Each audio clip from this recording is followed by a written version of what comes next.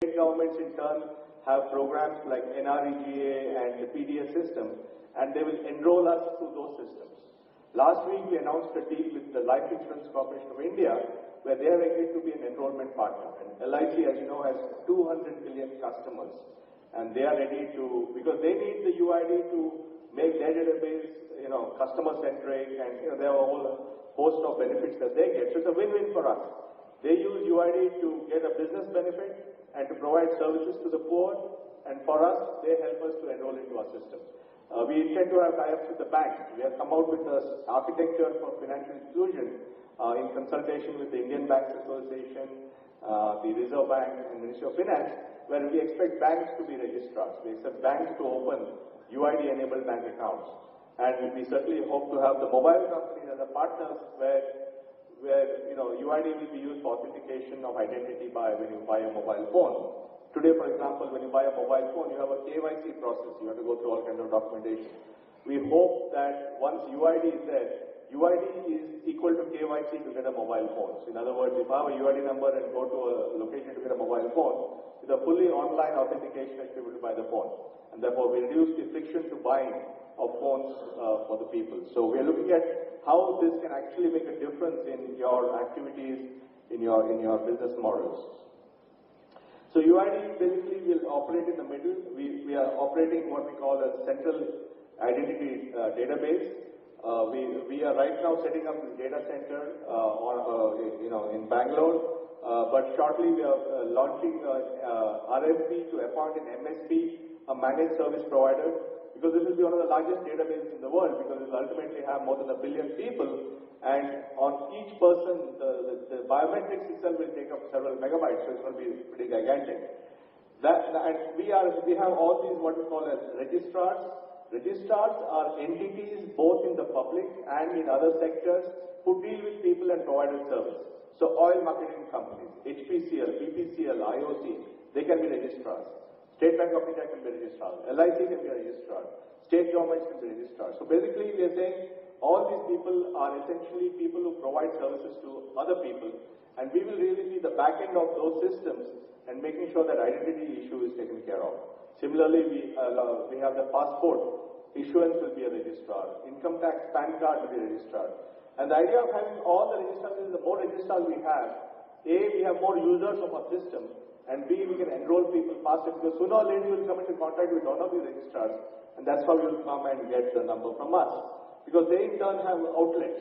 State governments have ration shops, oil companies have LPG agencies, banks have branches. So collectively across all these stakeholders, we'll have lots and lots of touch points where there's customer traffic, walk-in traffic, which will allow us to enroll into our system. We also have a partnership with the RGI. The RGI is the Registrar General of India. As you know, they do a census every 10 years, and the census is going on right now. As part of the census, they're collecting something called the National Population Register, and we have an agreement with them. The NPR has more fields than we have. There are some 13, 14 fields. We have only 5 or 6. But that subset of the NPR, which is our database, is aligned. And similarly, they will collect biometrics using the biometric standards that we have given. So this will be one more route by which people can get the UID numbers. We think that this will be a demand-led thing, because we think that especially for the people who are on the margin, this is something that will really help them, because once you enroll into UID, you have an identity for life. So once you get the number, you don't have to do it over and over again. And the other important thing is that this is a national number, because the authentication is online real-time on the internet or on the mobile network. So I could be a person who lives in Chhattisgarh. I get a number in Chhattisgarh in my village, and let's say I become a migrant worker and I go to Thiruvananthapuram, and I go somewhere for authentication, I can authenticate myself. So my identity is mobile. I have given the person mobility, national mobility. It's a very powerful idea, that I can get an ID in one part of the country and go somewhere else and authenticate myself.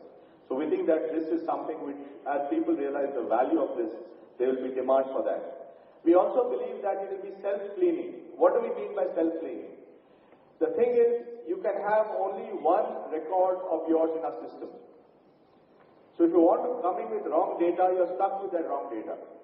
So it's in your interest to use the right name, use the right date of birth, use the right this thing. And it's in your interest when you change your house to come and get your address updated. Because tomorrow somewhere for verification, they'll ask for your address and they'll compare with this address. So basically, because there's only one record in the system, it's a self-cleaning system.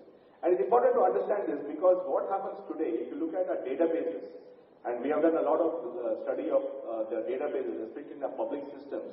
If you look at the ration card database, the PDS, or you look at the NRE database, you have a lot of duplicates. You have a lot of ghosts. The recent case in a municipality where they found some 15,000 ghost employees. This is happening all the time. When you don't have a system of unique numbers, then the temptation is to get into the system with many different name combinations so that you can access benefits on multiple times. And therefore, you actually create all kinds of names and combinations. There was a recent case of PAN card. Somebody had several thousand PAN cards applying for stock market and all that. So basically, when you don't have the uniqueness, you have all those problems of databases. And the incentive there is to actually create multiple identities with different names. Here, you can only